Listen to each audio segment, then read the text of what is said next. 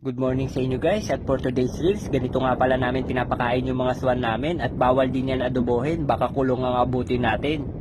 Kung makikita nyo guys, yung mga swan nandun lang sa gilid ng barko, nag-aabang lang sila ng mga mahuhulog ng mga high grade na mais mula dyan sa crane. At makikita rin natin guys kung paano nililipat yung mga tonel-toneladang mais na karga nitong barko papuntang barge sa tulong ng malaking crane na to. Panoorin natin guys kung gaano karami yung kaya niyang ibuhos sa isang karga.